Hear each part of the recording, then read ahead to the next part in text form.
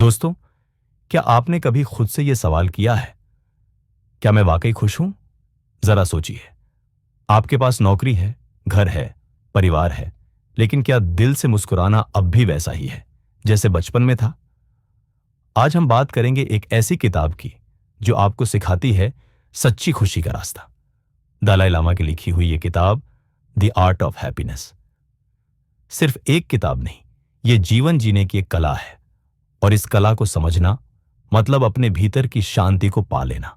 तो आइए, दिल से सुनिए, समझिए और महसूस कीजिए, क्योंकि ये बातें आपकी जिंदगी बदल सकती हैं। सबसे पहली और गहरी बात जो दलाई लामा हमें सिखाते हैं, खुशी कोई लक नहीं होती, ये एक अभ्यास है। सोचिए, अगर रोज हम थोड़ा थोड़ा करके अपने भीतर सकारात्मकता भरे, तो क्या हम दुखों पर जीत नहीं पा सकते? दलाई लामा कहते हैं, इंसान का मूल स्वभाव ही करुणा और प्रेम है। हमारे अंदर अच्छाई की बीज पहले से मौजूद है। जरूरत है तो बस उसे पानी देने की, पोषण देने की। एक दिन एक व्यक्ति ने दलाई लामा से पूछा, मैं खुश नहीं हूं, मुझे समझ नहीं आता क्यों? तो उन्होंने मुस्कुराकर कहा, क्योंकि तुम अपने अंदर की शांति को बाहर की चीजों में ढूंढ रहे हो। और यही गलती हम सब करते हैं। हम सोचते हैं जब पैसा आएगा तब खुश होंगे, जब सब कुछ परफेक्ट होगा तब सुकून मिलेगा। लेकिन सच्चाई यह है कि भीतर की खुशी ही बाहर की दुनिया को सुंदर बनाती है। दूसरी बात जो इस किताब में बहुत गहराई से समझाई गई है, मेंटल डिसिप्लिन यानी मन का अनुशासन। क्या आपने कभी गौर किया कि हमारा मन कितना भटकता है? कभी पिछली बातों में उलझा रहता है, तो कभी भविष्य की चिंता में डूबा रहता है। दलाई लामा कहते हैं, मन को ट्रेन करो जैसे हम शरीर को ट्रेन करते हैं।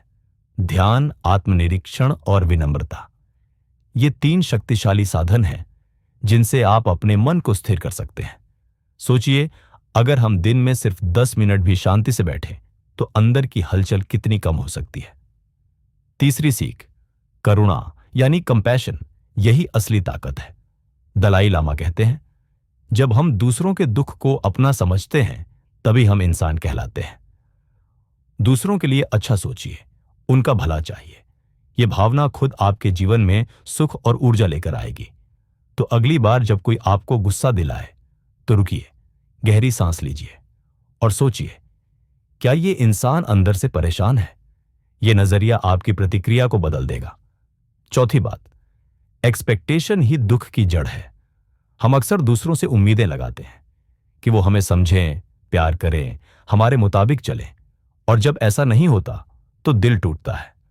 दलाई लामा सिखाते हैं, अटैचमेंट और एक्सपेक्टेशन को संतुलित करो, रिश्ते निभाओ, लेकिन अपनी खुशी का रिमोट किसी और को मत दो। पांचवी और सबसे दिल छू लेने वाली बात, दुख भी जरूरी है। जी हां दोस्तों, दुख से मत भागो, उसे समझो, क्योंकि दुख ही हमें इंसान बनाता है, हमें मजबूत करता है। दलाई लामा कहते हैं, दुख एक शिक्षक की तरह है।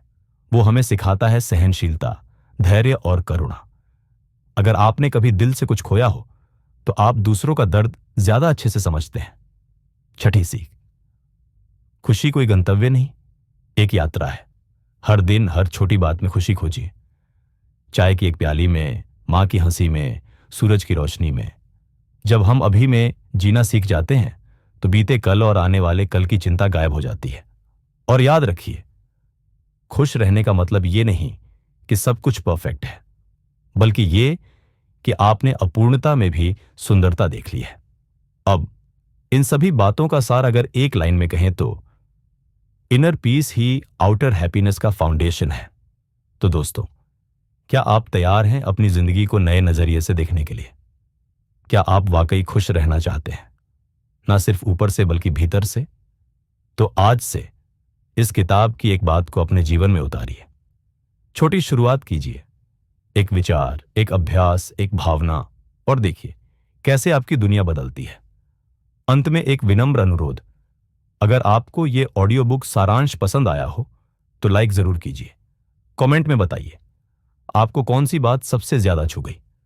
और हां, ऐसे ही और प्रेरणादायक सारांश सुनने के लिए बुकपीडिया हिंदी चैनल को सब्सक्राइब करना मत भूलिए।